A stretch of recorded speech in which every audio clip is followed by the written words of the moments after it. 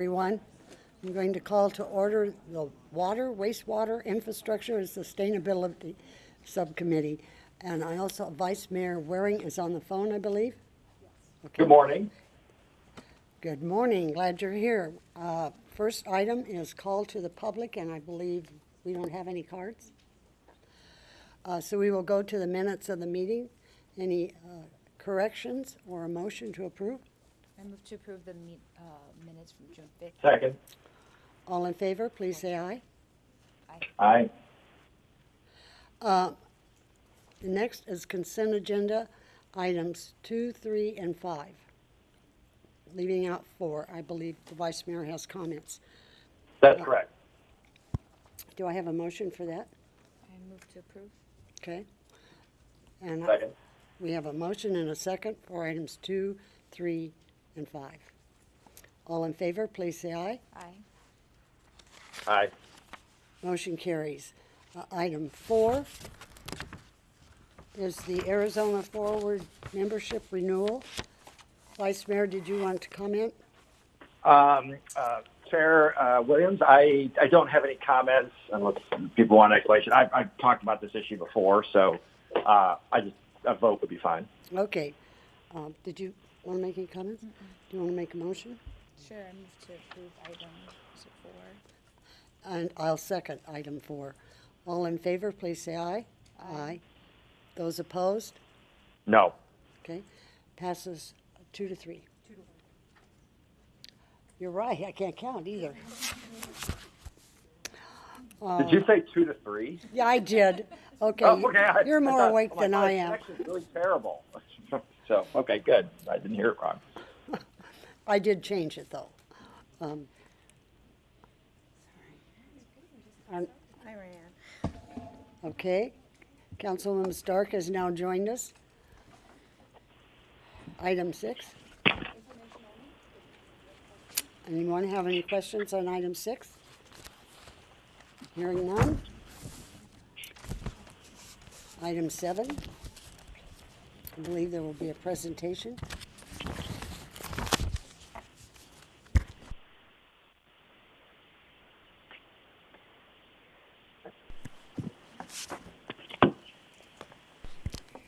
Good morning, Chairwoman and members of the subcommittee.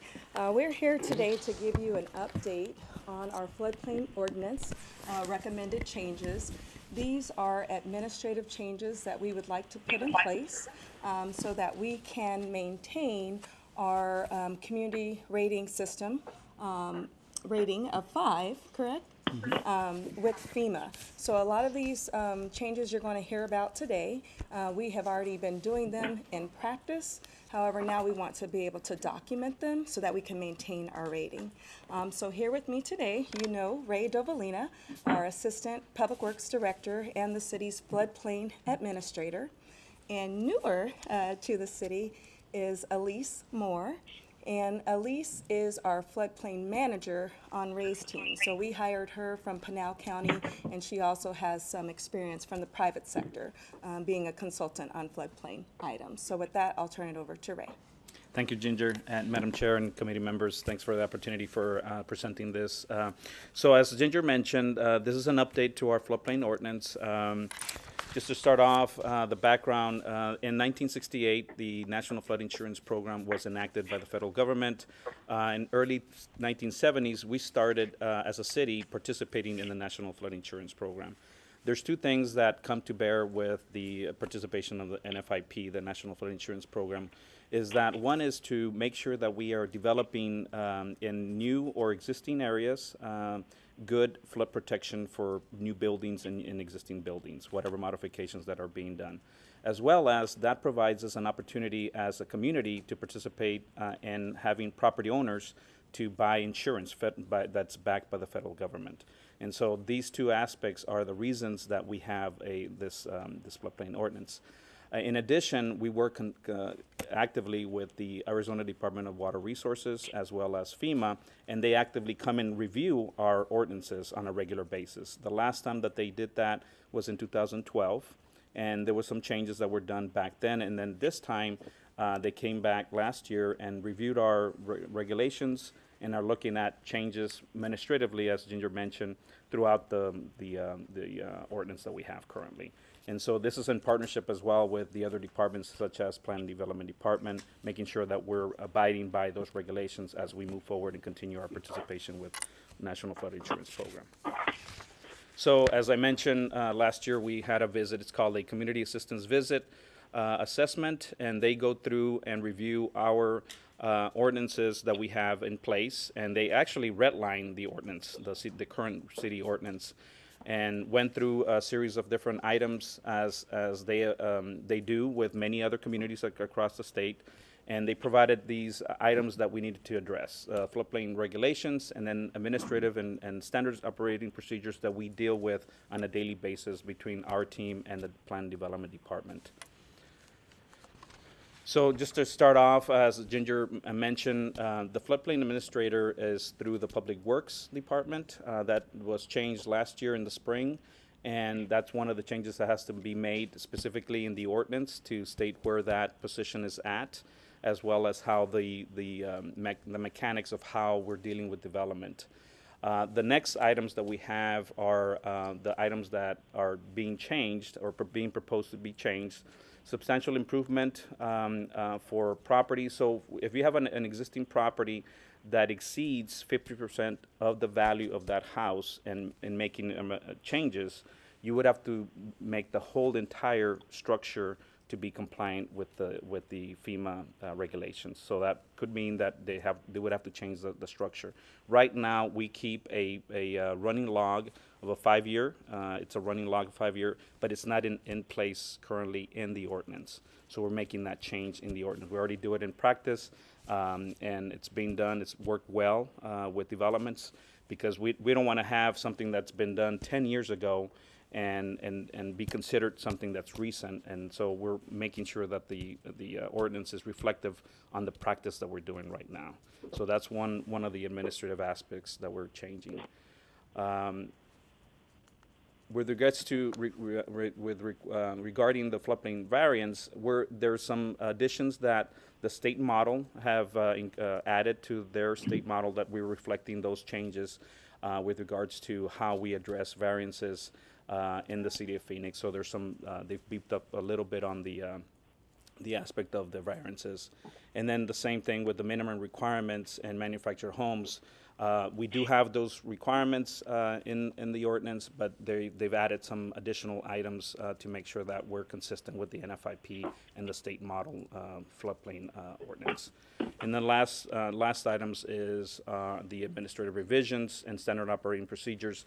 Basically, all of these items have been more of an administrative actions.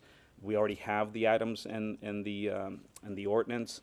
And then also looking at the standard operating procedures and how we're working with our partners within the city of Phoenix to make sure that we're doing what we need to be doing. As well as we've gone out and talked with a lot of the stakeholders from the development community to make sure some of their concerns are, if they had any concerns or questions or comments, we gathered that as well. We didn't see a lot of major issues.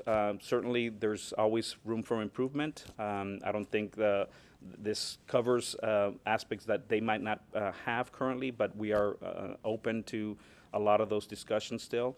And so, but we've had good discussions with Valley Partnership, the Home Builders Association, the multi-housing associations. We went out and did presentations to make sure that we were providing this information to the public, to the general public, at least for the people that work with us a lot on a daily basis.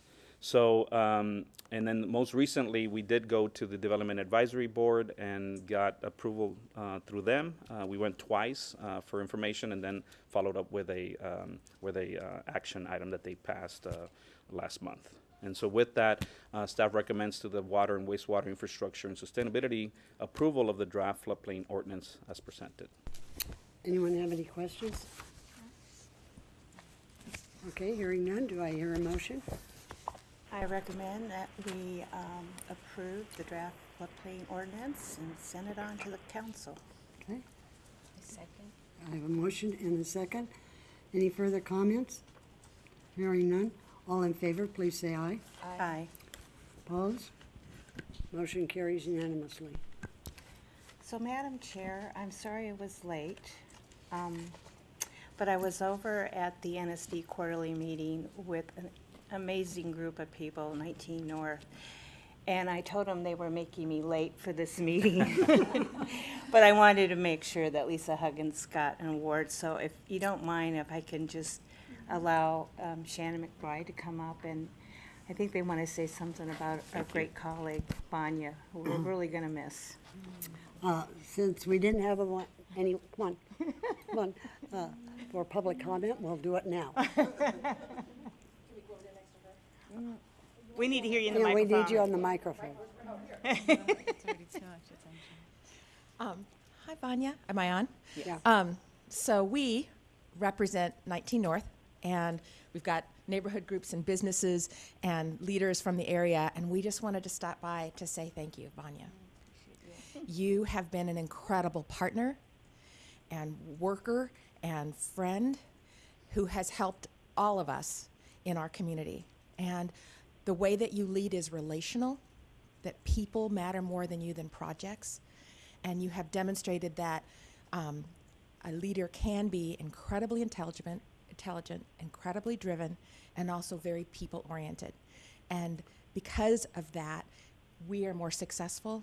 Because of that, we have felt protected by you and served by you, and we are stronger because of you. So we just wanted to say thank you.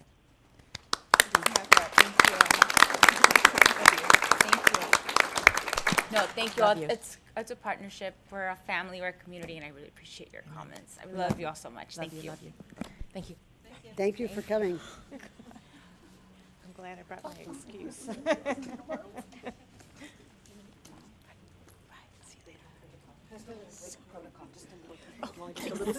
I see nothing. I know there's other things happening. I think we're now to drones. Item number 8, unmanned aerial systems. We have Lisa Jones from our Emergency Management Department and Steen from Information Technology Services. Excuse me. Good morning.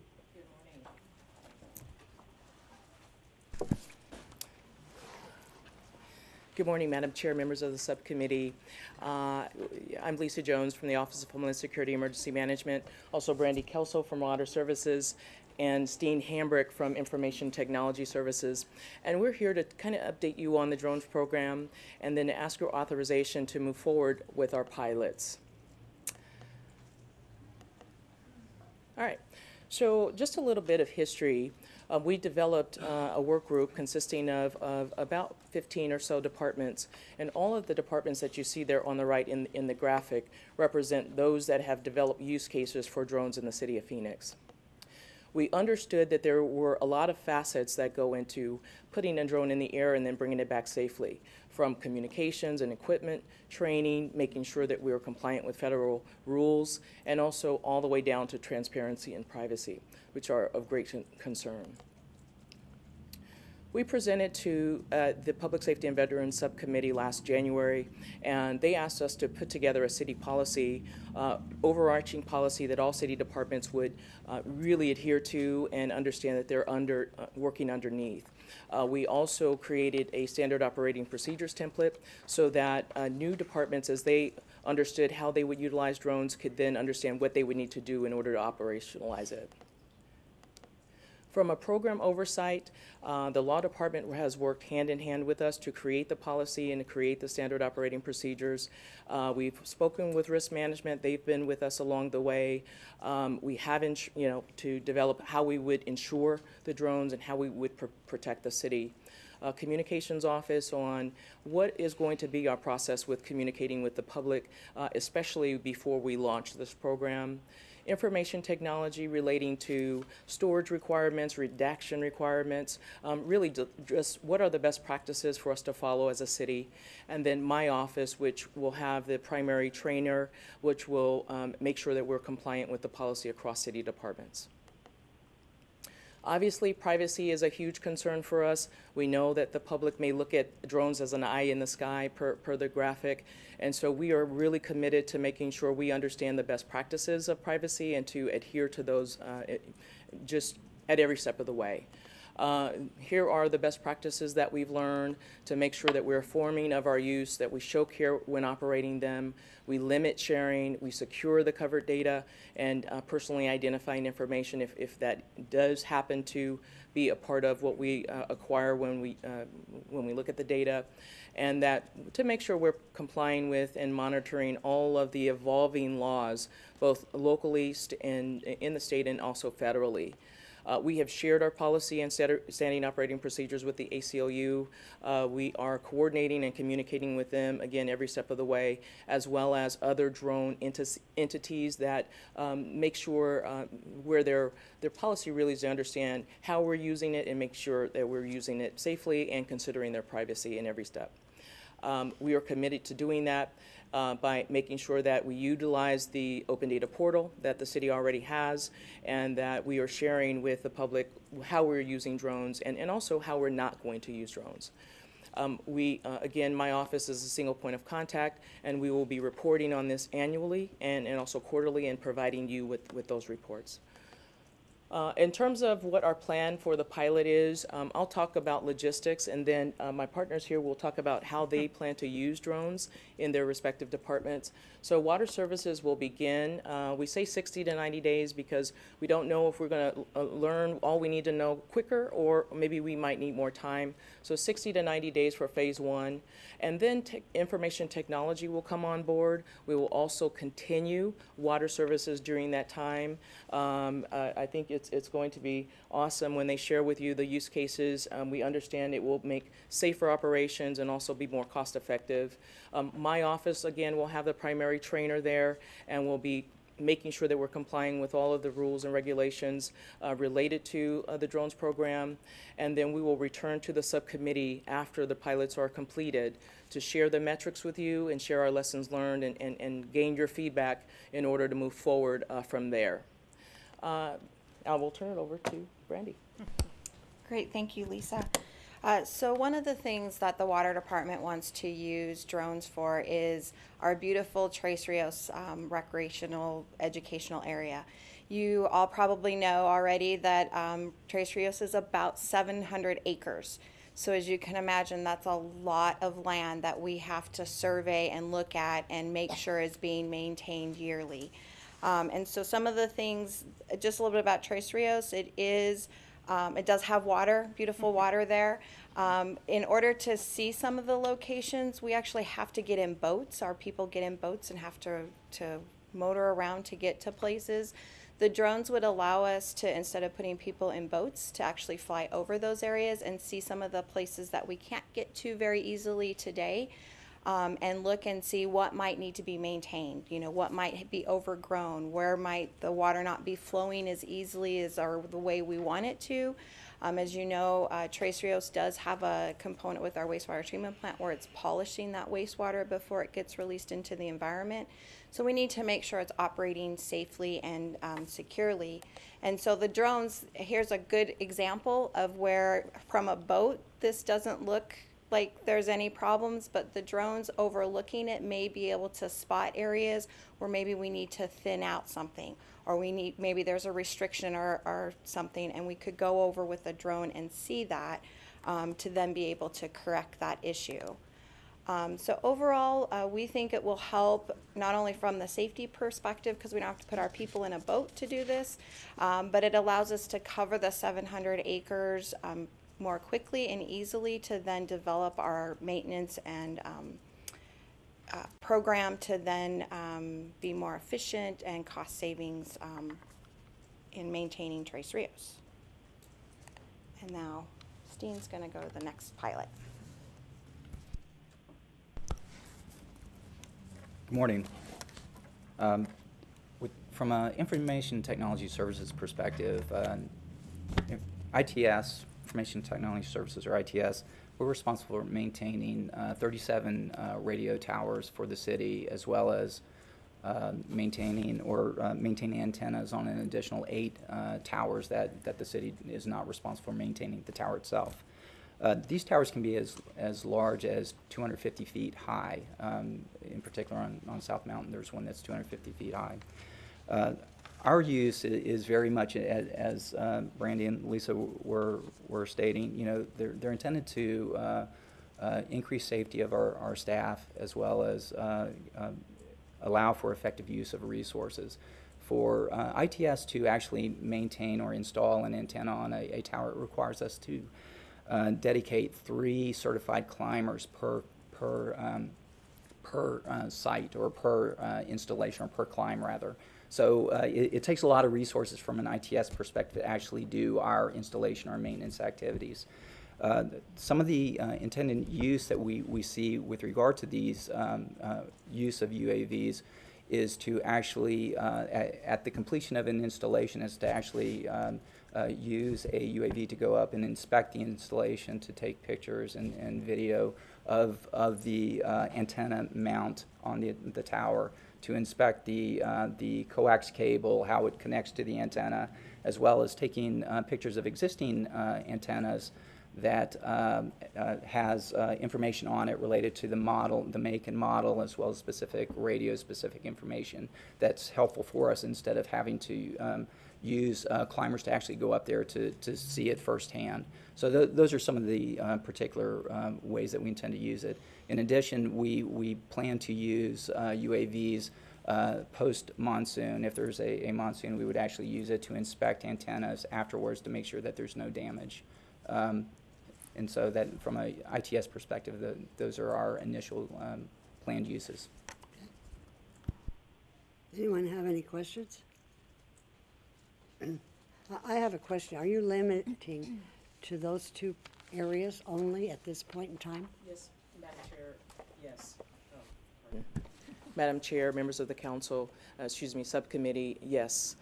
We are only looking to move water services, and then after the first phase is complete, move into information technology, and then return to the subcommittee to share what we learned. Okay. We have no questions? Do we have a motion? Vice Mayor, did you have any questions? I do not. Thank you for Okay. asking, though. May I have a motion? I will move to initiate the unmanned aerial system pilot programs in the Water Services and Information Technology Services Departments. Second. I have a motion and a second. All in favor, please say aye. Aye. Aye. Motion carries unanimously. Thank you very much. Item 9. Madam Chairman, item number 9 is a discussion regarding Salt River Project's 2035 sustainability goals.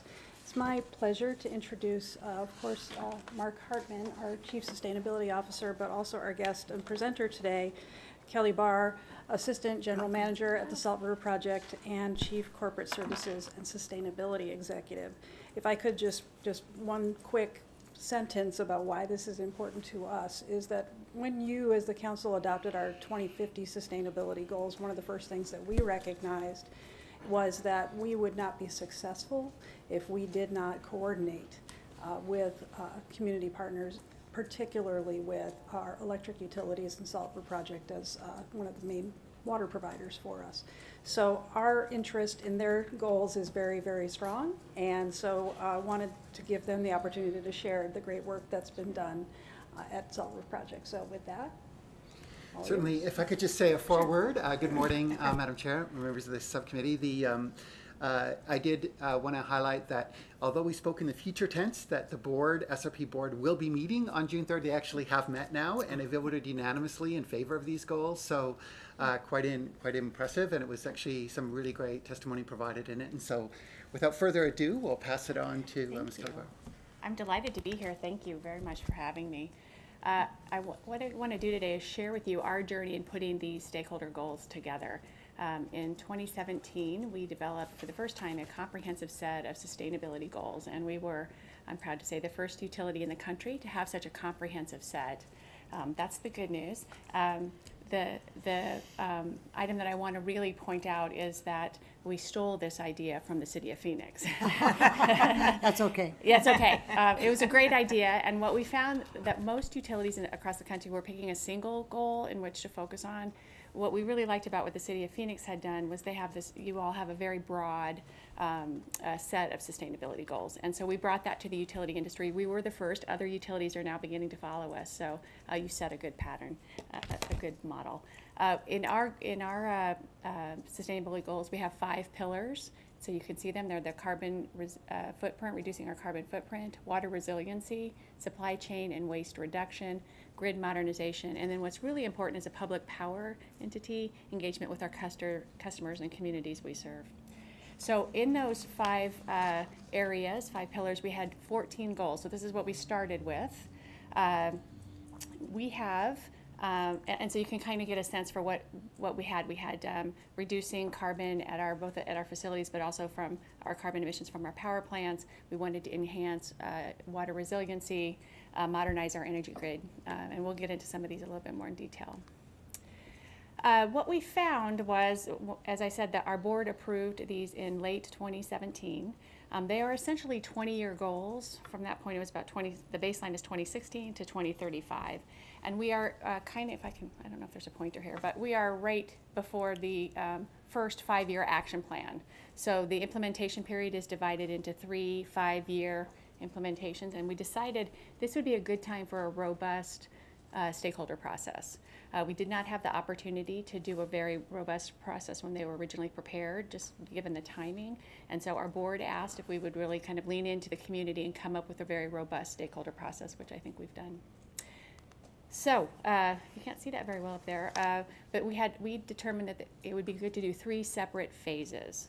And so we did phase 1, which is what I call the all-comers. We invited any stakeholder who was remotely interested in sustainability to come and spend a day with us at a workshop. 60 folks took us up on that kind offer. Mark Hartman spent the entire day with us, for which I'm very grateful.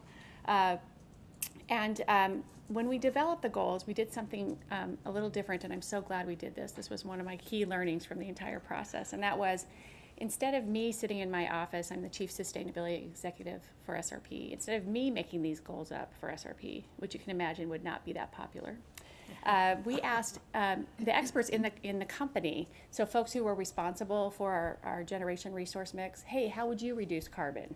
You're closest to it. You can actually do it. How would you do that? Water resiliency, we went to the water group and asked them. So their responsibility was to come up with aggressive yet achievable goals. So they owned the goals. We call them goal owners, and that was really smart, and I'll show you why in just a second.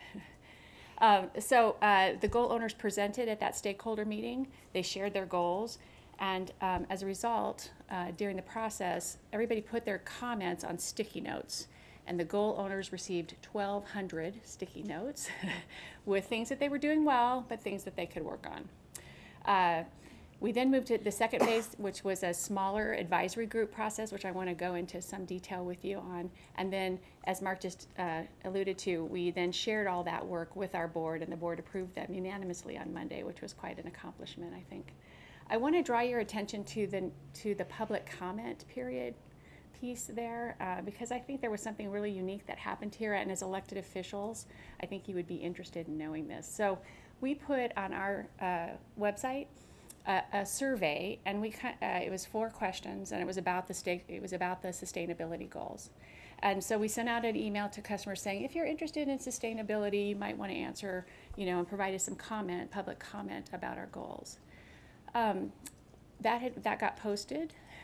2 days later, our sustainability staff contacted me and said, hey, Kelly, we have 700 comments. Like, 700 comments? I said, did you mean 7? Did you mean 70? It was like 700. So 700 people had responded in 2 days. By way of comparison, we just completed a very robust price process. And in that price process, we received 32 comments. So by the end of the public comment period, we had received more than 1,000 comments from customers. Now you might be thinking, because I did too, well, maybe that was just interest groups who then all sent in the same comment, encouraged their members to all send in the same comment. These were individual comments made by SRP customers. They gave their name and their contact information, and they were well thought out comments on our sustainability goals. So what that tells me, and I hope this tells you, is that we have struck a chord with sustainability. People are interested in it, and they'll take the time to weigh in, and they want to have a place at the table. So, this is essentially the main comment themes that we received during both the public comment period, so those written comments that people sent in to our website, as well as what we heard on the 1,200 stickies. So we heard on positive themes, SRP is doing a good job in addressing sustainability. The goals are solid. SRP looks out for the community. But we also had some negative themes where people suggested that we invest more into solar and that SRP was not doing enough in the solar space, that we weren't genuine about our goals, that sustainability wasn't worth the cost for customers. So we got both sides of that. So what we then decided to do is to create an advisory group made up of representatives of those stakeholders from across the community. And of course, I want to draw your attention to the middle of that list, and you'll see your very own Karen Peters' name there. All of these people made a very significant investment in time in our goals, and I'm very grateful to them for that. This was 5 full days of painstaking work. And so over 3 months, it was really quite a lift. And so you can kind of get a sense, we had environmental groups, we had large customers, we had Intel, Apple, Boeing, we had Phoenix, City of Mesa, Sierra Club, Environmental Defense Fund. So it was quite a robust group with a lot of different perspectives. What we did in this second phase then is the goal owners, remember those people who owned those goals, came in and presented them to the advisory group. Then the advisory group asked them thoughtful questions, pointed questions in some cases, really asked them to change their thinking and really dig in and see if you could do a little better. And I will tell you that when we started this process, because we had just completed them at the end of 2017, I thought, oh, we'll change 1 or 2 goals. We won't change that much. And I will tell you that through this process, all but 2 have been changed. They've all been tightened. They've all been made better. And we've added new goals. So it was quite a robust process. These are some of the comments from the stakeholders. We did have an outside facilitator who did an excellent job. And the process was rated, the first phase was rated a 4.6 out of 5 on a 5-point scale. And the second phase with the advisory group was rated 5 out of 5. So for a stakeholder process, that's pretty impressive. So these are the new goals, and you can see that we have added the goals that are in green are new. So we have added a water conservation goal. We've added some an electrification goal, and some EE, demand response, and some forest health goals. So of interest to the City of Phoenix, I think, are these 3 major goals. When we started, our commitment to reduce carbon was a 33% commitment by 2035. And this was one area that our stakeholders really challenged us to do better. And so our new goal is a 62% reduction by 2035, and importantly, a 90% reduction in carbon emissions by 2050. This is significant because the City of Phoenix goal is a 2050 goal, and it's 100%. So we are much more in line with what the City of Phoenix needs to get accomplished. And again, kind of to second what Karen said, as an electric utility and as a public power electric utility, I view our job is to come up with goals that if we're successful, it will help you be successful. And so I really think that this goal will help get us there. The second one is a new water conservation goal. We heard from a lot of the stakeholders that they wanted us to get more involved in water conservation. And we had to explain, of course, that we needed to partner with cities to help make that happen. And so this is a new goal that requires us to partner with our cities to conserve 5 billion gallons of water by 2035. And then the last one is forest health. We're all very concerned about the health of our forest and what that means to water quality and the risk of catastrophic wildfire. The goal here is to partner with others to restore 500,000 acres by 2035. So they're all very significant goals. Could I ask, how many have we done so far? Haven't we been doing this for a while? Yes, sadly, we've been thinking about it for a really long time. Sorry. No, it's a good question, Chairman Williams. we have not made as much progress, I think, as we would like to make, and that's one of the reasons SRP is really leaning into this effort. It involves the Forest Service, it involves a lot of NEPA work, there's a lot of steps that have to be taken before any trees can be actually removed, and so we're really hopeful that this goal will help get more people around the table to help solve that problem. It's a big issue. I want to add just one other thing of interest for you all. You might be aware that SRP recently made a commitment to deploy 1,000 megawatts of solar by 2025.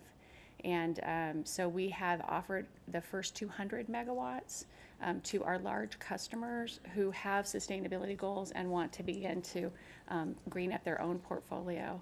And I'm sure you know this, but I just want to commend the City of Phoenix for agreeing to take more than 10 megawatts of solar power to help green up their own energy use. More is coming, so there will be more opportunities for the city and other large customers to take advantage of that program. And that's all I have this morning. I would be happy to answer any questions. Questions? I just want to say thank you. We really appreciate you partnering with us. Thank you, Councilwoman Stark. Appreciate Vice it. Mayor?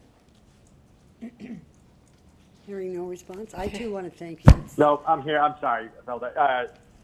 Hit the wrong button. No, I don't. But it's admirable what's happening. Thank you. Thank you for coming today, too. Thank you. We have always appreciate our partnership, and that's how we do it. So Yes. you're helping us. Hopefully, we can help you in some way. Thank you. You were extremely helpful in this, and I just want to give hats off to yourself. Thank you. Thank you. Next item.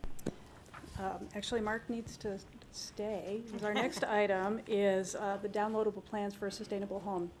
Unless you want to turn it over, we'll happy to.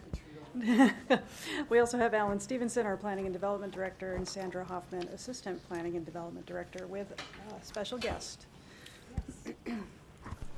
Thank you, Madam Chair, members of the subcommittee. Our special guest is Marlene Emerson, who's the architect who developed our sustainable net zero single-family home that we're going to talk about here this morning. This is an exciting project that has its roots going back to the general plan, that was approved by the voters that you all were instrumental in helping work on. One of the core values was to develop a sustainable desert city. Out of that were environmental goals, that the sustainability goals that the council adopted as part of Mark's work, and so this is really implementing those in a fashion where there was a contest put forth to develop a net zero single-family home, with the idea being that these plans will be available on the internet for someone to download and build these homes, and trying to keep the costs as close as they can to a regular production type of home, so that people are able to build homes like this if they wish to in Phoenix. With that, I'm going to turn over to Sandy Hoffman, who's going to walk us through some of the more background on it, and then Marlene will take it from there. Thank you. Thank you. The City of Phoenix was awarded a $100,000 grant from the Department of Energy to facilitate sustainable and renewable practices for home designs. And as Alan mentioned, what the city did was put out a challenge to architects to say, is it possible to build a beautiful and sustainable home at a cost like other homes? The winning design was Home NZ, with the NZ standing for Net Zero Energy Use. So the overall program will do several things, including provide a downloadable, sustainable net zero home design free of charge. It will allow a streamlined plan review and permit process through the Planning and Development Department, and it will cover the cost for the first 10 building permits that somebody applies for through the Planning and Development Department. Picture. And with that, the winning design was awarded to architect Marlene Emerson with Home NZ. Marlene will now describe some of the features of the home.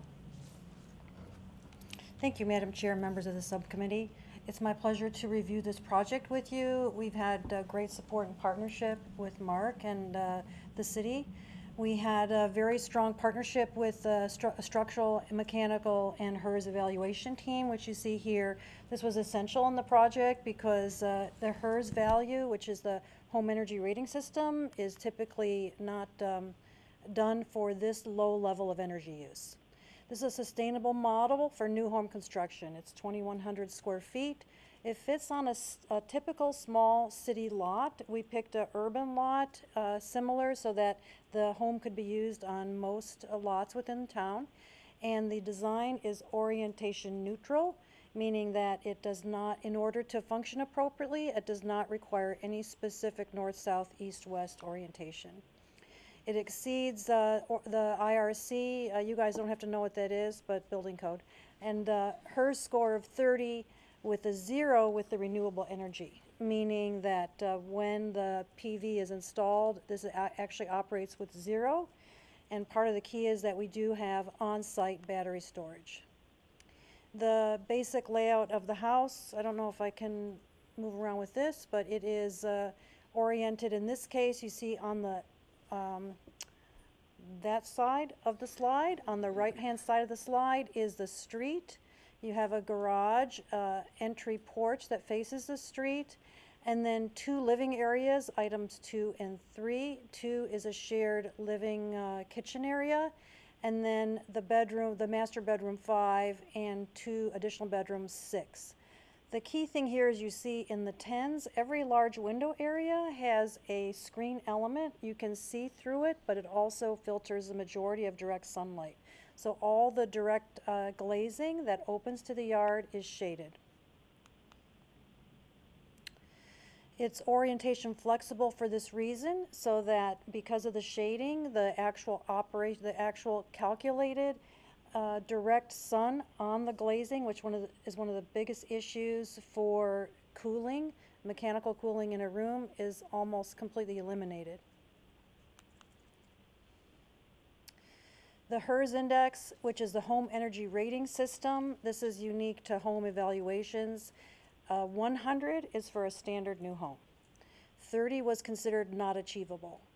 We did 30 without renewable energy, and we have 0 with the renewable energy component, including the battery. The key thing about this is the structural insulated panel system, and this is SIPS, is the simple way to talk about it. And the key thing is the simplicity of this that we want to illustrate with this project is that for a new home, if you can appropriately insulate the perimeter, provide the appropriate level and protection of glazing, the actual amount of renewable power you require is shockingly small. And so these are the key elements to do when you build a home, and then we're going to show clearly how they need to be done, including insulation of the foundation, which is included in this project. This is very simple construction. There's local suppliers here and installers that are very experienced with the structural insulated panel system. And the simple methodology is it's like foam with a bunch with wood on either side, as you can see in that diagram. The shading elements are integrated. You see a section on the right-hand side that shows all the large glazing has direct shading from the direct sunlight.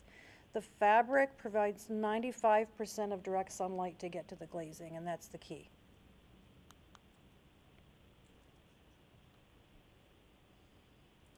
We have a naturally convected circulation of air that's allowed in the appropriate times of the year when the outside temperature and air movement allow for it, and it is mechanically stopped or started depending on the exterior conditions. So that is a solar chimney that you see with the red arrows going up. It allows for enhanced operation without mechanical cooling, and mechanical louvers vent the air out, and operable windows allow the fresh air in. Natural daylighting is provided throughout the house. I think 95% of all occupied spaces have direct windows. There's energy efficient appliances. We have a variable speed air conditioner, which is a state-of-the-art quality for energy efficiency. And we do have battery backup location and water retention potential. The solar energy connection, you can see the length of the roof there. Of the roof, only about 1/4 of the roof is required to have solar panels due to the high performing envelope of the project. So number 1 is the solar panels on the roof. Number 2 is a thermal solar heater that is also located on the roof. And then the battery backup system is powered to be located on the rear wall of the garage.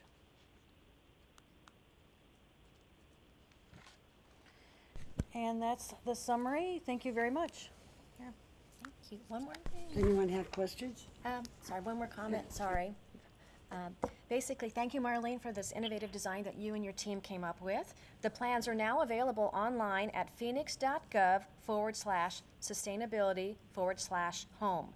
So when the plans are downloaded by the public, they indemnify the city and the architect, so they become the responsibility of whoever downloads it and applies for a permit with it.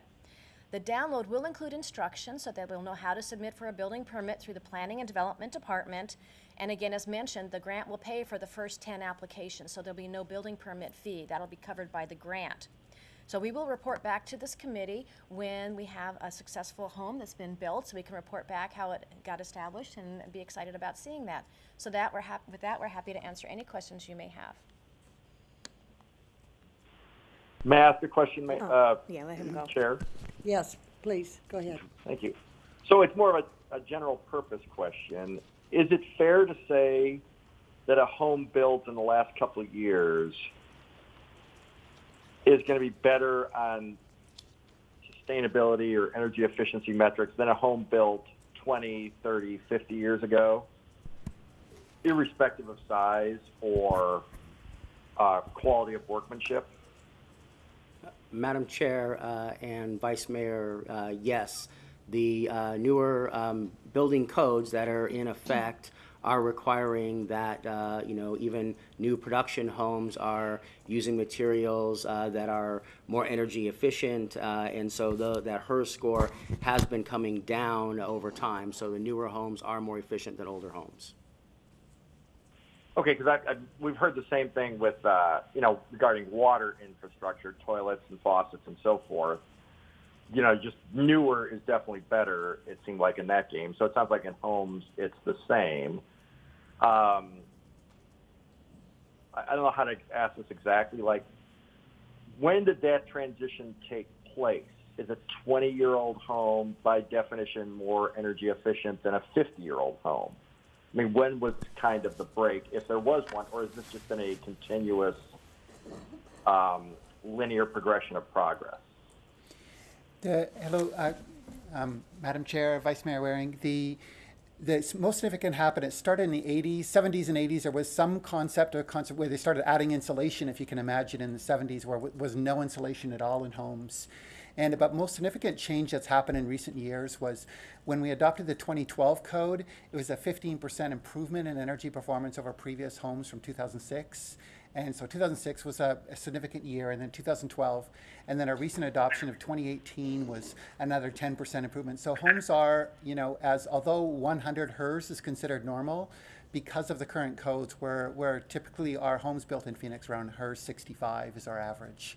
So we're already significantly better. But this is completely changing it from going from even where your energy costs are still might be $1,200 or $1,500 a year down to very nominal. So again, if I may, Madam Chair. So, I would think our improvements, and again, I just don't want to overstate. I kind of want to know what to tell constituents if they ask about this. I don't want to overstate or misstate. So we should be outpacing older cities back east because our homes would by definition be newer, but we're also building homes at a faster clip. We're one of the fastest growing cities. I know our housing creation isn't what it was 12, 13 years ago now, but it's still a good chunk of our economy. Obviously, we get zoning cases every day where people are building housing. So our scores should be improving faster than our peer cities from around the country. Is that a fair statement? Madam Chair, Vice Mayor Waring, in many ways, homes in Phoenix require less energy use than Phoenix and other jurisdictions per square foot. And we actually have seen that our energy use per square foot is less than Portland or New York or Chicago. And partly because of our mild climate, that although we could get maybe 30 degrees above room temperature, Chicago can get 70 degrees below. So the other is that air conditioning is a lot more efficient than is heating. So when those buildings are using heating, so in many ways the insulation requirements are significantly less here, simply because we don't have that same degree that the cold climates have, where they need significant insulation. So, and yet even though we have less insulation requirements, we're still outperforming them in terms of energy use. So they are actually in many ways higher insulation levels in some other jurisdictions, but we're actually outperforming them simply because of the energy needs of our building stock. If I may ask another one, Madam Chair. So I grew up in the 70s in Chicago in a smaller house than I live in now, but it was in Chicago, built in the 60s, probably not energy efficient, is my guess, despite any best efforts. Maybe it didn't even have insulation, I was too young to really process any of that. But I think what you're saying is my family of four living in a significantly bigger house. And the reason I'm asking this question is that I believe the average house is considerably bigger now than it was 30, 40 years ago. So am I right that my family of four would probably be using less energy by virtue of the fact that it's in Phoenix, given what you just said, instead of Illinois or some other colder climate? And even though in technological improvements or quality of building improvements, or however you want to phrase it, and it's it would not necessarily be a newer house, but let's pretend that it was. Is that fair that a family of four here would be leaving less of a footprint than a comparable family in another part of the country 40 years ago? Is that a fair assessment? I can actually speak to that, and I'm quite knowledgeable about the home sector, and in many ways, actually, even though the size of buildings is larger, and even though we've added significant amounts of technology, where very little plug loads and now very significant plug loads with all of our technologies, so we've added significant amount, yet total energy use per square foot has declined, not nearly as much, but as not the 30 or 40% range, but we're using less energy per square foot than we did in the 70s and 80s, simply because our homes are significantly more efficient and as technology is improving in efficiency. So again, it's not unlike, if you put it on a graph anyway, it's not totally unlike our water usage, where 400,000 more Phoenicians use the same amount of water as the city did 20 years ago. I think that's the right statistic. So obviously per capita usage is down. Even though we've got way more people, we're using about the same amount of water. It sounds like it's kind of the same here. The same number of people could actually be using less energy than they would have 30 or 40 years ago, through no fault of their own, really. And that's a good thing. That's definitely a sign of progress. Obviously, we always hear, negative, just negative things in general, but obviously negative things about energy use and so forth. I would say in this case, this is a story worth telling. And I try to follow stuff like this, but some of the questions that were raised by this presentation, I was unaware of before, and it's I would say it's good news, unless one of the experts wants to disagree. They're all shaking their head no. Madam Chair, Vice Mayor Waring, no, you're correct. It is good news, and that's really a function of technology being more efficient. But as a population overall, we are looking at sustainability issues and trying to be more efficient, both from energy uses but also a cost perspective. And those two parameters are really working their way through all kinds of different industry, and home building is one of those ones that's showing up as well. And it's just a matter of time and continued work in that area, and we are going to continue to get more efficient by virtue of the public being involved in it. That's an issue that home builders tell us that home buyers are asking them when they come in and look at their homes. That's something that some even do more than the minimum, IRC, which is residential code requirements, because it's a selling feature for them that they're able to market, and that's because people are more, conscious of those things. So it is good news all the way around. And If I may, just one, I guess, piece of unsolicited advice for staff and probably for all of us, myself included. One thing that I found, that comes up a lot if I'm door knocking or doing a community meeting or something, the water issue I get asked about fairly frequently. Our water usage, how can we let more homes be built, and so forth. And when I explain, some of the statistics, not to go into it too much, but that one of, at least a couple of which I think I just touched on, people really don't know. Like if I say, we're using about the same amount of water as we did 20 years ago, but yada, yada, yada, I mean, it's not that they don't believe it, they just seem really surprised. And I just think that's such a positive message to have out there. First, because it's accurate and it's moving in the right direction. And I think as a society, we should be justifiably proud of it. And this is the same thing. It gets less attention, but there's so much focus on how carbon footprints and everything. It's just to show positive signs of, look, we're making progress here without hurting the economy or creating onerous burdens. And I just think, not patting ourselves on the back for this, but we should be talking about this more, I guess, and getting that message out. So that'd be my one piece of unsolicited advice, is if there's a way to publicize this more without trying to buy an ad on the Super Bowl or something silly like that, I think that's worth doing. So that's it for me. Thank you, Madam Chair. I appreciate it. Surely, thank you. Councilwoman Stark? Well, first off, Councilman Waring, you should do a road show for us. I agree with you. When people write books about Phoenix not being sustainable and that we're on fire, I think we really are doing a lot of good work. But I did want to compliment the architect. A lot of reasons that we have more sustainability is because we have very, very professional architects in our city.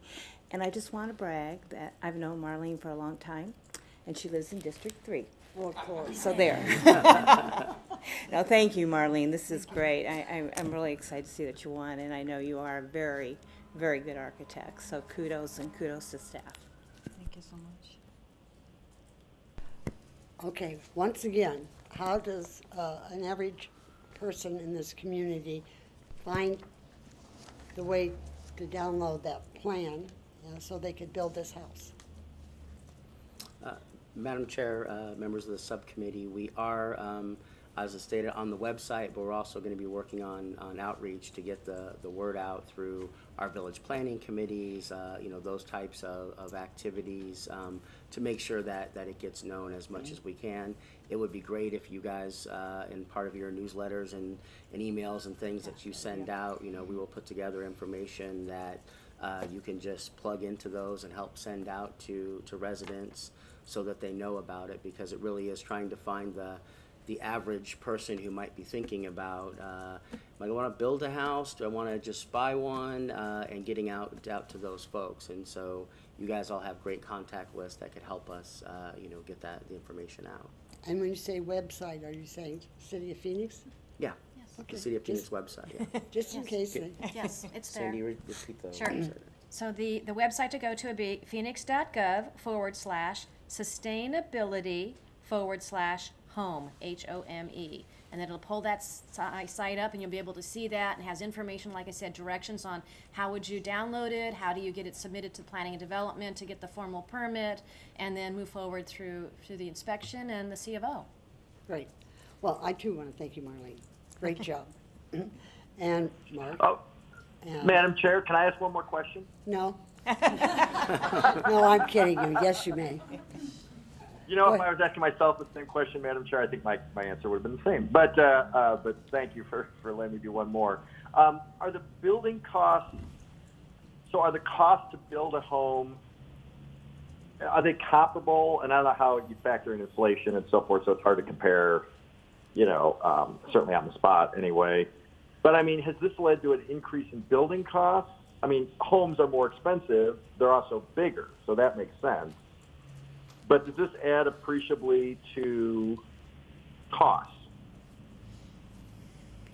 I think This you're ready increased to efficiency. explain that. The requirements of the competition was actually to build it at cost typical to current construction, and this particular one, we're actually going through a process to get current updates, because when the original contest was run was 2 years ago, so we're getting current costing on it, but at the time Right. it was $158 a square foot, so, which is. So it should be, am I fairly stating it? It should be sort of neutral to the builder to do it more energy efficient or not. That was the goal. That was the intent. Pardon? But, Go ahead. Vice Mayor, that's correct. The intent was that it's cost comparable to a regular home you would build. Okay, and I understand you have to factor in, the costs are rising in general, the shortage of labor, et cetera. All those things have to be built in somehow. So, but I appreciate you clarifying that. Thank you. Thank you. Anyone else? Again, thank you very much for coming in. This is really exciting, and be sure and let us know when people start downloading it and it happens. Yep. Thank We you. will. We'll be back with a report. Thank you very much. Alan, I think you probably get to stay here because it's the impact fee. I do. So, go ahead. Madam Chair, members of the subcommittee, we are here to provide an update on the impact fee program update. I do have with me here this morning Adam Miller, who is our infrastructure team leader, and so he oversees the impact fee program for the entire city as part of his job duties, and also Heidi Kimball, who is Vice President with Sunbelt Holdings, but here today she is in her capacity as the Development Impact Fee Ad Hoc Chairwoman, and so we'll be hearing from her at the end of the presentation as well. So real quickly, we're going to run over the background, what's been done, what's changed, and what's next as it relates to impact fees. And so I'm going to go through the background here fairly quickly because a lot of you are very familiar with it, but happy to answer any questions. And then Adam's going to get into the heart of what's been done and where we're at here. So development impact fees are impact fees for facilities that are in the growing parts of the city. So we have them up north and down south, as you'll see on a map here. Back in 2009, there were significant changes that were made to how we run the impact fee program, and so one of those is a 10-year infrastructure plan. And so that really is, in the past, impact fees were done based upon putting all the infrastructure into service a growing area through the whole life of it, and then those costs were broken out into what's called the equivalent dwelling unit or equivalent demand unit, EDU, and that's what was proportioned out when someone bought a building permit. But this 10-year requirement really makes us focus in on how we are going to grow over the next 10-year period, because you can only include infrastructure to serve anticipated growth within that 10-year horizon, else you have to refund money if you're including too much infrastructure that you can't do. So it really kind of ties together the ability to look at where we're going to grow in an efficient manner and tie that infrastructure to it. The other thing to note with impact fees is you can't include any operating, maintenance, or replacement costs. This is new infrastructure to serve new parts of the city. So, if you are building a new park, the Parks Department, for example, has to find operating and maintenance budget to maintain that outside of the impact fee program. It can't be something that's used in that fashion. These are the development impact fee categories, so fire protection, police, parks, libraries, major arterial, storm drain, water, wastewater, and water resource acquisition fee. Those are all that's permitted under state law. We charge for all of those ones within the city of Phoenix. So there is significant potential for future growth beyond the 10-year horizon, as you see here. So our impact fee areas up north, our northwest, northeast, and then Deer Valley are the three ones up north. And then jumping down south, there's several different ones: Estrella, north and south, Levine, west and east, and then Ahwatukee foothills area. And so those are where we're charging impact fees over this next decade, and where we expect to have growth come into play. As you would expect, we are anticipating a lot of growth happening in the Southwest Valley during this next 10-year horizon. Largely driven by the completion of the 202 freeway. So we're expecting to see a lot more happen there as well. So now I'm going to turn over to Adam to talk about what's been done and the work he's been leading as part of the infrastructure finance team. Thank you, Alan. Good morning, Madam Chair, members of the subcommittee. Sorry about that. Get started again. Good morning, everybody. Thank you, Alan. As Alan mentioned, the update process would officially begin later this summer when we post a draft infrastructure financing plan, really kind of the supporting plan behind the impact fee program. When that plan gets posted to the city's website for public review. However, a good deal of work has already gone into this process, and I'd like to just spend a few minutes highlighting kind of what's been done to date. We'll identify some of the changes that staff is recommending, and finally take a look at the preliminary fee estimates for each of the fee areas.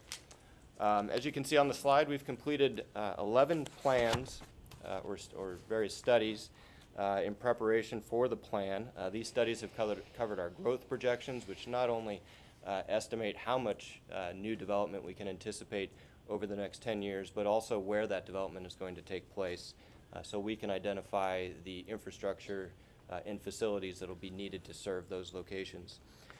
We've quantified the demands that will be placed on our system, such as how many new cars can we anticipate will be on the streets as growth continues. We've gone and done a detailed review and analysis of construction costs. So everything from how much does it cost to build a fire station to how much does it cost to install various sizes of water lines and everything in between. We do still have 2 studies that are in progress that address drainage concerns in North Phoenix, and we'll talk a little bit more about that in just a moment. Also wanted to mention, I know Heidi is with us, and we'll talk about the involvement of the Impact Fee Ad Hoc Committee, but did want to mention that City Manager Zerker convened this advisory committee to inform staff, to discuss the values, the formulas, the assumptions that are underlying our impact fee program. And we have held 9 meetings with the ad hoc committee, so just about 20 hours of discussion really getting into the nitty-gritty details of these plans. And we have also, all of this work has led to the creation of a preliminary draft infrastructure financing plan that includes nearly $1 billion worth of new infrastructure that would be funded by growth as growth occurs over the next 10 years. And we'll be working with staff and the ad hoc committee to kind of put the finishing touches on that plan before it's posted for public review. So what changes are we recommending? Updating the impact fees gives us an opportunity to incorporate new information and revise the assumptions that go into the fees. We have updated our growth projections to better reflect the current and expected market conditions.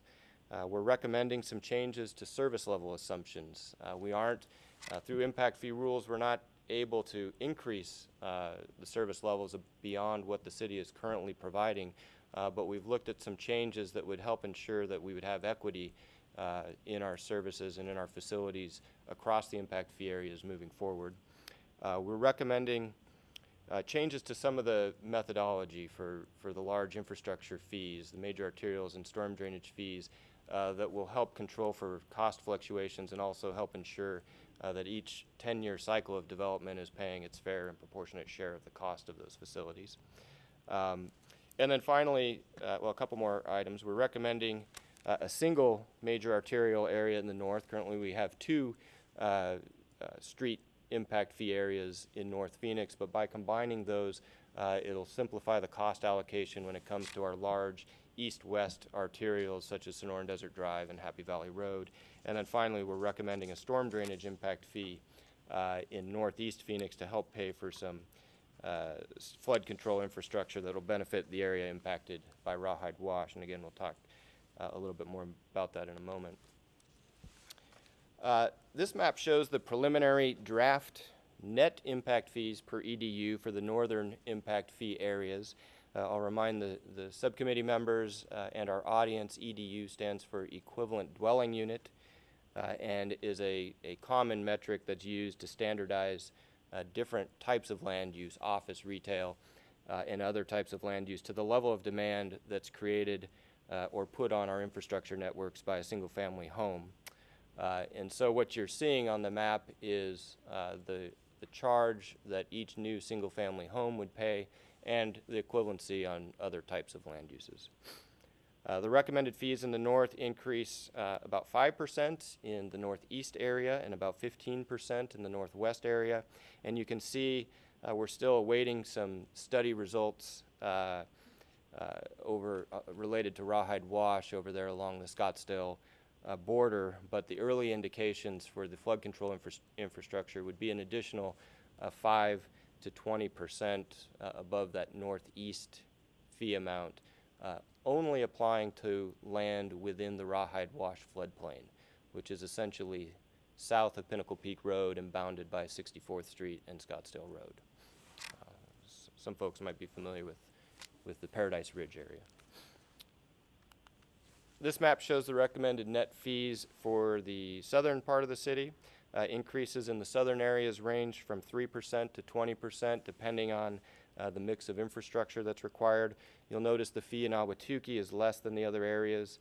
This is because the major arterial network and the sewer network has been built out and paid for, and so we don't charge for those items in Ahwatukee.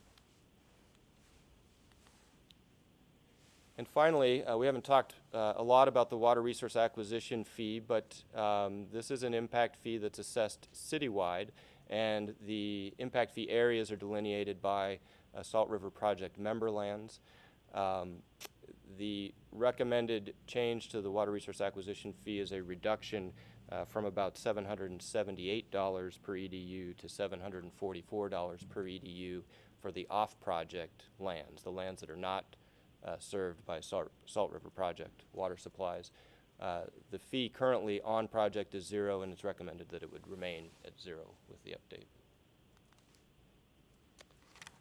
And just really, do you want to take the schedule? So, Madam Chair, members of the committee, real quick, we're very early on in this process. This is just the first public meeting, and this is just information only.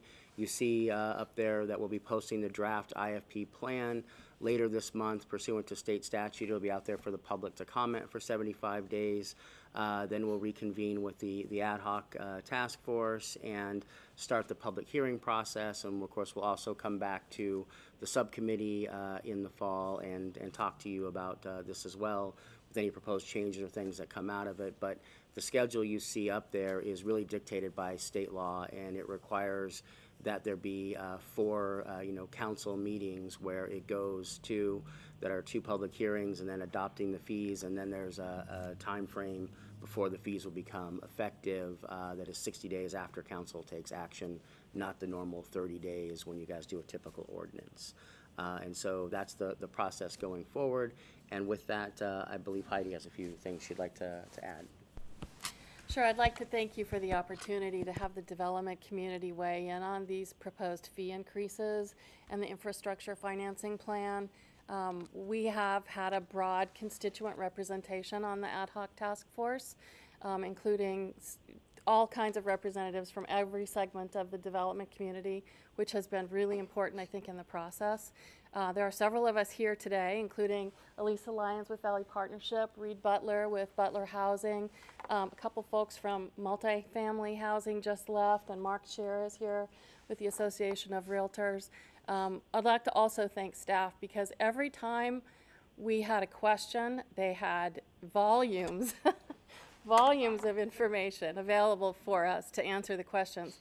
We spent countless hours with the State Land Department going through some land use assumptions in the north area, because so much of that area is reliant upon state land for future growth. And so everybody really worked hard to come up with the recommendations that you'll see before you shortly. But specifically, I'd like to thank Adam and Doug Frost, who really marshaled the forces and helped this process along. The impact fee task force we just got the IFP a couple weeks ago. We haven't had a chance to go back to our constituent groups. We don't anticipate there's going to be any strong opposition to the resultant fees that come out of this process. It was a very collegial process, and really I think everybody's on board pulling the same direction. So thank you again. Councilwoman? Yeah, just very quickly, I know every city has their own infrastructure plan, but did you look at some of the surrounding cities to see what their fees are? And I know it's not a competition, but I'm just curious because I know that they look at construction cost and things like that. Were we pretty consistent? Sure. Actually, we did look into comparative construction costs for many of the improvements, and that was one of the things that we all went back to our constituent groups to verify costs, and there were a few tweaks that were made, for instance, to landscaping improvements, to be closer to kind of what the private development's putting in. So yeah, we felt pretty comfortable with those costs. Okay, thank you. And Madam Chair, Councilwoman Stark, again, getting back to that 10-year window, we want to make sure that we are charging what it really does cost. And so that's why we're open to, saying, look, this is what our consultant is telling us what the cost is, but then working with the development community who's actually out there paying people to do this work, does that make sense? Because if we're charging too much, then we're going to have to refund money, and that's a bookkeeping exercise and a whole lot of wasted time, in addition to the impact that it would potentially cause because people aren't building and doing things because you're charging more money than it really costs. So it behooves the city and the development community to really get as close as they can to what those actual costs are, and then to come back and update these on a regular basis to stay more on top of those things so that we can reflect what those actual costs are and not wait so much time in between them like they used to be done, years ago. And then there was big changes in that because you were reflecting market changes and construction costs and all kinds of things. But in working together on all of this, we can stay more on top of that, which really helps everything happen in a much smoother fashion. Thank you. Do you have any comments? Vice Mayor, do you have any comments? I guess my only observation would be, even if no changes were going to be proposed, we still have to do this pursuant to state law. Is that an accurate statement? Madam Chair and Vice Mayor Waring, that's correct. Thank you. After our discussion yesterday, I just want to be on the record that I am very concerned in the northwest area about police and fire services, because the layout of the streets is totally different. There's no grid system. The topography has challenges, and our response times are already horrible. And I am very concerned that 5 years, 6 years down the road, what's slated, I think, is a reduction in police. I think there's an increase, if I recall, in fire, but I really question whether it is sufficient to provide what's needed to that area in the future. So I just want it on the record that I'm very concerned about it, because I know what's happening right now, and it's not sufficient. So, Madam Chair, members of the subcommittee, thank you for your comments yesterday and putting that on record. We will work with the ad hoc task force and police and fire department to come up with a little more answers and some analysis about what might be some potential, whether it's this update or a future update, but to make sure that we can respond to your concerns about those two issues. thank you. Thank you for your patience with me, I know. I was pretty insistent, to put it kindly. So thank you, and thank you very much for your participation.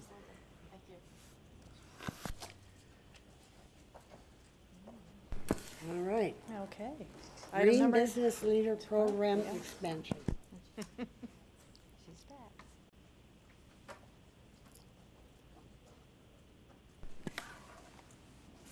Madam Chair and subcommittee members, we're here to give you an update on a program that is going very well.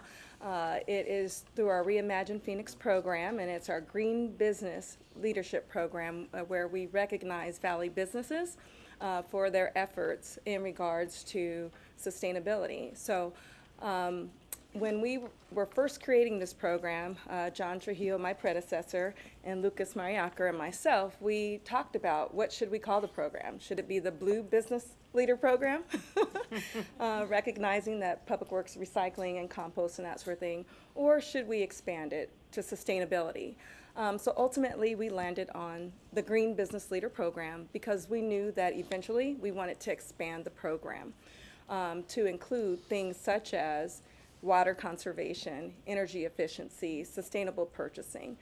So we're here today to provide that update. We've worked closely with the Sustainability Office, with the Environmental Programs Office, as well as the Water Department to expand this program to recognize Valley businesses for their sustainability efforts.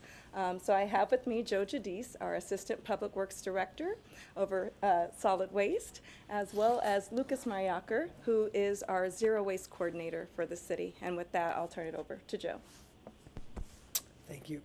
Thank you, Ginger. Good morning, Chairwoman, members of the subcommittee. So first off, many of you may know I kind of have two passions here at the city. One is kind of environment and sustainability stuff, and the other is my public works role that I'm back in today. But I'm just super jazzed about today's meeting because there's been so many great sustainability type initiatives shared.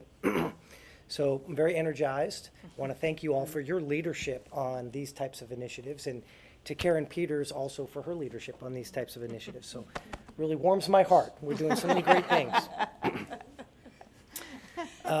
So Ginger mentioned that for the Public Works Department, back in 2013, the mayor and council established a citywide goal for us to increase our waste diversion to 40% by the year 2020. And what you see up on the slide here is, so 36% is what we are looking like we're going to land at the end of this year. So I think that's the first update we've kind of provided on that. We were at 33% last year, so we continue our slow but steady climb towards that final goal. We've leapfrogged at least the national average rate, and we're on our way. And then, of course, the 2050 sustainability goals that we heard about today have us pursuing a 2050 goal of zero waste. So we're excited about that. And the Phoenix Green Business Leader Program was initially implemented in 2017, so it's been a couple of years, I think, since we've come to subcommittee to talk about it. The objective of this, when we established the Reimagine Phoenix programs, we talked about three kind of strategies. One was new and improved services, one was education and community outreach, and another was public and private partnerships. This Phoenix Green Business Leader Program was intended to be one of those strategies under the public and private partnerships that we would implement to increase our diversion efforts. And so Ginger already announced that we're really excited for the partnership with our Water Department, our Office of Environmental Programs, and our Office of Sustainability to expand the program. Where we started in 2017 was focused on waste diversion, but we now have added water conservation, energy conservation, and sustainable purchasing practices as part of our program. So we're really excited to announce that. And I'd like for us to hear from one of our Green Business Leader companies. This is Cammie with Steptoe and Johnson. Maybe.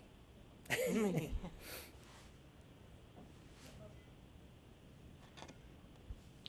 she looks excited. She's saying amazing things right now. I can tell by the look on her face. Yeah.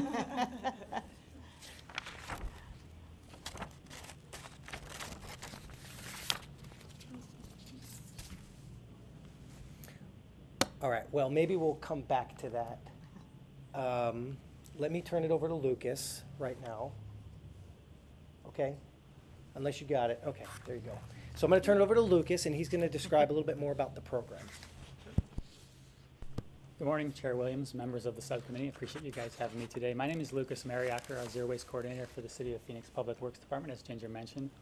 A huge part of my role is educating the public and our customers. And then so part of that also is creating new programs. And so one of the new programs back in 2017, we created the Green Business Program, really was to educate the business community. So that was one of the education components that I was missing in our education of what we did every day. So we created this program. And over the first year, so 2017, the first year, we certified over 30 or 40 businesses. And what we quickly realized is a lot of them wanted more. They were doing more, and they wanted to be certified or recognized for some of the sustainable actions they were doing. So as Joe mentioned, we work with a series of our departments or interdepartmentally to create a new certification system that recognizes them for higher levels of achievement. So now We still have our green business, and then additionally we have our gold certification and our platinum certification. So the more sustainable actions a business achieves within their business practices, the higher level of certification they can get. So they're kind of achieving goals. Hopefully they can move up the ladder. So on the next screen or slide, you're going to see our program benefits. So depending on the level of certification, you get a series of benefits. So for a green certification, which would be 10 to 25 sustainable actions that a business is achieving within their workplace, they can receive the series of benefits. So one of them would be definitely a window decal they can display within their window to, all the customers that come in can see that they're certified by the City of Phoenix. They have promotional opportunities working with the City of Phoenix, so that's marketing on our website, our social media, and then some cross-marketing opportunities out of the events we go to. And then access to the city for staff training. So we do a lot of customized trainings with the businesses, so this is something we never used to offer, now we do through this program. And then free tours of our facilities. So that's with a regular green business, certification. And then with our gold certification, so if you achieve 26 to 40 action items, you additionally get spotlight on our website. So that's once a month we'll spotlight that business and recognize them for all the good things they're doing. And then finally, the platinum certification, which is our highest level. We're offering an anniversary plaque that we recognize the businesses at our recognition event once a year. So once a year, we bring all the businesses together and with our city leadership have an event where we recognize them and talk about all the great things they've done over the past year. And then on top of this, which I think is really unique with working with our water department, they're now offering free water checkups. So they're making sure that they're responsibly using their water within their business. So that's a cool program thing that we've added since working with our other departments. So those are the benefits outlined by different certification levels. So since 2017, we've had over 74 businesses join up for the program. So we're shooting for 100. We don't have a date on when we'll achieve that, but we're shooting for it at some point. We have 18 platinum certifications. So these are businesses that have came in and got certified as platinum, and also ones that have went back through our certification to achieve a higher level. We've had 11 gold certifications. We've done now 2 recognition events with our leadership. We've done 8 business trainings. We went into the business and trained them based on whether the waste they're generating or some of the different components of what they're doing. And then we've done 9 water checkups with our water department, so they've helped us complete those as well. And then we have another video. I hope this will play. We'll give this a shot. This is one of our platinum businesses. It's a local business downtown here. Are we set?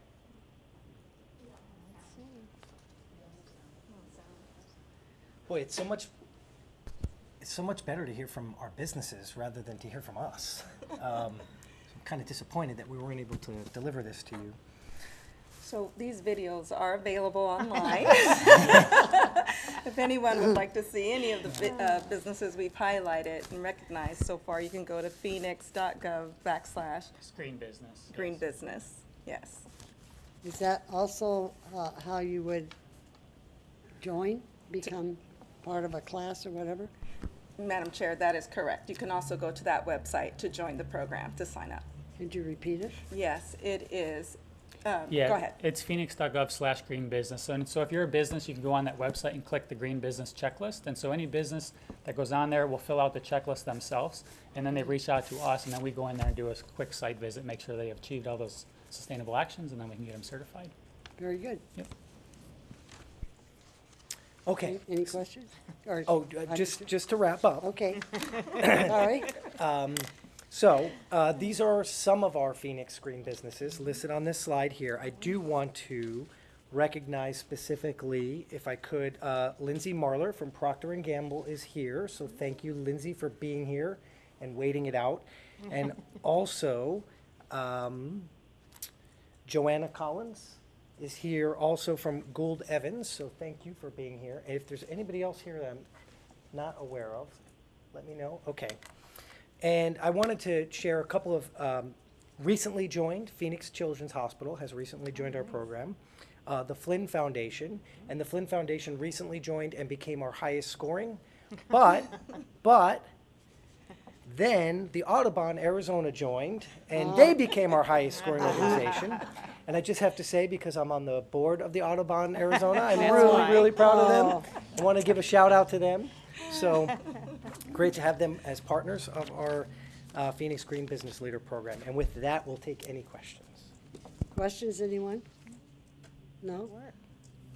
Good job. Yeah. thank you very much for all your efforts and continuing to build this. And I just recommend that somehow you get more information out to attract more businesses. Thank you. Thank you. All right, I think that brings us to, nope, still don't have any public cards. Future agenda items? I got so many. Let me just look at them. I think we're good. Think we're good? Okay. Mike, could I just make a comment? Not related to. Yes, you may, because I wanted to make a comment too. Okay. I just wanted to thank everyone, especially Karen, on your leadership. Environmental issues, sustainability are issues that are very important to me personally and to West Phoenix. So I love all the work that we've been able to do together. I look forward to seeing how amazing we'll progress and continue to push forward for environmental sustainable solutions as our city continues to grow. And I'm excited to see what's next. So I just wanted to thank you all. Thank you. I want to take an opportunity to thank you. You have been an outstanding member of this committee and council, and your commitment to the community, to sustainability, is highly valued, and you should be recognized in many ways for the job you've done. So I just want to say thank you. We'll miss you, and good luck as you go forward. Thank you. Thank you so much. Appreciate you all. Thank you. I think that's the end. We will stand adjourned.